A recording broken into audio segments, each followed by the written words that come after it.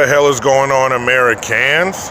Jericho Green here with you once again. Just put some fuel in my vehicle. You see that shit right there? You see those behind me? $3.39 for the cheap shit. And this is the cheap shit in town. Now everybody east of here, go ahead and put some smelling salts under your nose, because I'm sure you just passed the fuck out when you saw those gas prices. $3.39, that's the cheap shit. Hold on a second. Let me be safe. Safety first, people. Safety first, Americans. Buckle it up. Now, the same damn gas you have where you are, I'm sure is a hell of a lot cheaper, but there are these things in California we have called taxes. And every pair of rotten, corrupt hands that it passes through is another layer of tax, which is why I'm sitting here spending almost $3.50 for a gallon of gas. Now, there are other places much higher. There's some as high as almost $4 a gallon. But as you can see, I found the cheap gas. Any damn way. I saw this morning an article about a bust in Virginia. Enough fentanyl was found to kill 14 million people. Shit. And there was another article, the autopsy report came back for that kid. I think he played for the Rangers. Yeah. I think so. Last name Skaggs. 27 years old. Turns out he died of a fentanyl overdose. There's fentanyl, OxyContin, and alcohol found in his system. And he basically pulled a Jimi Hendrix and he choked on his own vomit. So I'm seeing a lot of things, a lot of memes where it's, when it was crack, they were putting black people in jail. But now that it's fentanyl, or opioids, and they just want to give them counseling. And somebody had a meme today. It was a split screen. On the top, it said, crack epidemic, and then you see a bunch of black men, and the picture's in black and white, so it makes it extra sad. You see a bunch of young black men in a line all shackled up in their prison clothing, and then on the bottom it says opioid crisis, and it's some young white kid laying in a hospital bed with his white mom and a nice white doctor in his white coat, and the picture's in color and it looks like it's out of some fucking magazine. Look, stop that bullshit. All right? Both epidemics are fucking terrible. Both epidemics took and are taking too many lives. But let's be real about this shit. On my channel, I like to be as real as I possibly can. So let's do that. The reason the crack epidemic got so much attention and so much heat was because of the violence that came with it. These drugs were distributed by gangs. Gangs are based on turf. If you're selling your shit on my turf, I have to kill you. That is the main difference between the opioid crisis and the crack epidemic, the crack crisis. And all these black men that were put in jail, all these people that were imprisoned because of crack, you can thank for that. Don't thank the evil white man. Don't thank the old evil white man with a cigar hanging out of his mouth and a three-piece suit and wingtips laughing maniacally at the end of a long, shiny conference room table. No, he's not the problem.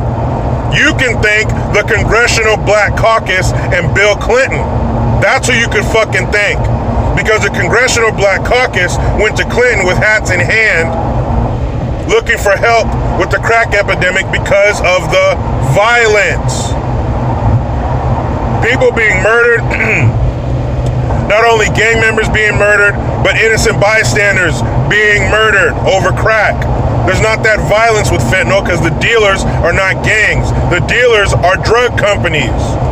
So you still get the death, it's just that it's not caused by other people. And since we're going to talk about the deaths, annually, about 7,000 people overdose on crack every year. Fentanyl, opioids, that's around 42,000 every year. So there's 6 times as many deaths because of fentanyl and opioids than there are because of crack. So which one is a bigger problem? This opioid crisis is also taking place in a different time. There's social media. We're all connected. We're knowing every little thing that goes on in every little town. The crack epidemic exploded in the fucking 80s and 90s. We barely had cell phones. And you want to call it a black-white thing? See, everything's always reduced to fucking race. There's no responsibility, no personal responsibility. It's just race. That's all it's based on. Well, you get more time for crack cocaine than powder cocaine. So black folks are getting put in prison more because white people do the powder. You know what else white people mostly do? Methamphetamine. Good old meth. Nothing like a good old case of meth mouth. Yeah, the same amount, if you have an ounce of crack cocaine and you have an ounce of methamphetamine, you're going to get the same time for the meth too. So now where's your racial disparity? If some young black kid is selling crack and some young white kid is selling meth, they're both going to get the same amount of time. Also, the amount of time you get in prison or jail is based on your prior offenses. Yeah, the judges get sick and tired of seeing your punk ass standing in front of them. So they take your prior transgressions into account. And since you're a repeat offender and you haven't learned your lesson, well, let's give you a little more time this time around.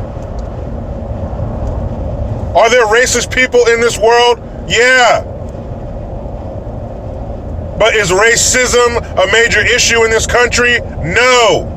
It is not, as much as these fools want it to be. And it's only people who haven't experienced it who want it. All these young people, all these mindless dummies who never experienced racism, they're the ones claiming that we live in a racist society. All these young dumb fucks who belong to the DSA, the Democratic Socialists of America, saying that they want socialism, I guarantee you the guy who floated his fucking family over here in milk jugs from Cuba does not want socialism in America. You don't know what the fuck you're talking about. But this opioid thing, oh, it's getting all this attention because it's affecting white people. I don't think so. I think because it's killing way more people and now we know more. Back then, I think, and opioids are nothing new. Come on, they had these fucking dens that back in the day, the Chinese immigrants who were working on the railroads would have opium dens. This is nothing new. But because of the violence that came with crack, that's what got the word out. That's what got the nation's attention. I'm sure this opioid crisis is nothing new to these white towns, or whatever the fuck you want to call them. But now we know. Now in Podunk, Ohio, if 8 people overdose at a frat party, it's going to be front page news. But stop with this, oh, black, white bullshit. No, it's drugs. One drug is different than the other, so it's going to have different clientele. It's going to have different outcomes. Like I said, look at the pushers. Gangs versus pharmaceutical companies. And tell this bullshit to some parent who lost their kid to an opioid overdose. Or tell this bullshit to somebody who lost their child over violence due to crack sales. You think they give a fuck what color anybody is? All they know is they lost somebody very important to them. It doesn't matter the color. But I saw that shit, man. It pissed me off. I'm like, what the fuck is this shit? You can't get away with stuff like that. The overwhelming majority of Americans are not racist, which is a new word that was created in recent history to divide us. But that's another video.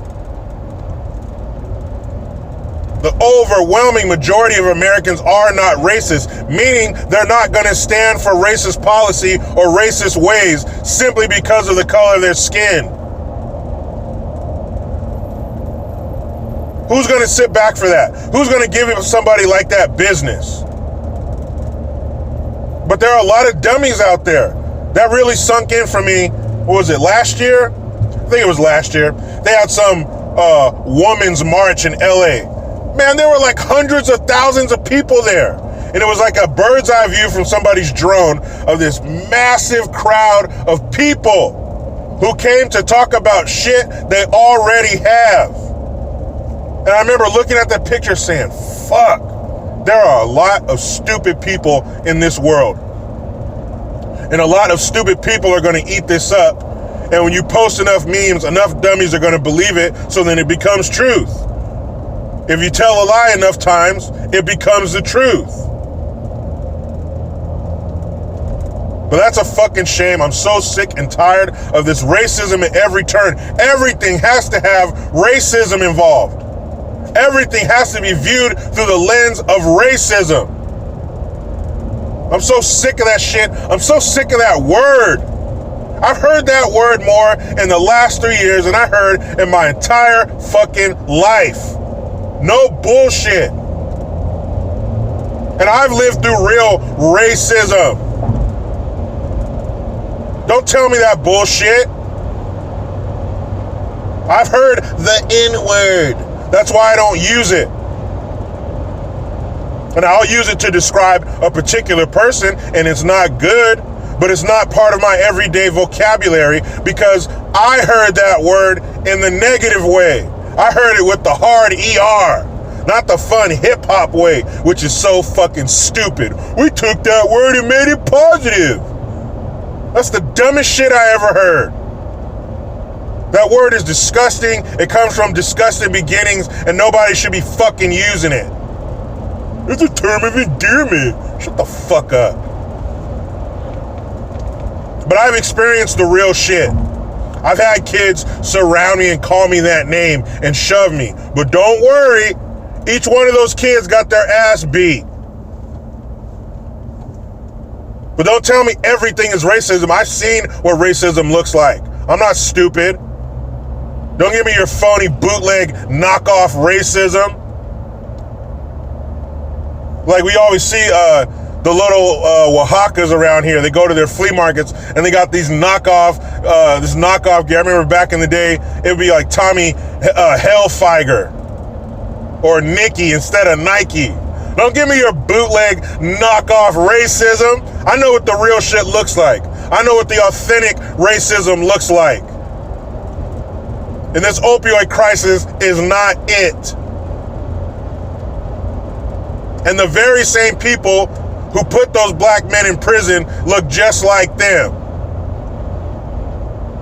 Now, before I get up out of here, I want to give a big shout out to my man Christian D up there in Canada, my Canadian connection, a regular donator to my PayPal account. So be like Christian. But on the real, man, happy birthday. I appreciate your support. Have a good time. Remember, pace yourself, man. Every other drink, have a little water. You'll feel better in the morning. I learned that on my bachelor party. Whew. My friends were hurting, but not me. Finally, I was smart. But let me hop in this rat race, y'all. And you know how it goes. I try to be done with the left, but they just won't let me. Please subscribe, hit that notification bell, utilize the PayPal link and the Teespring link to get your green gear. I am Jericho Green. Man, I'm out.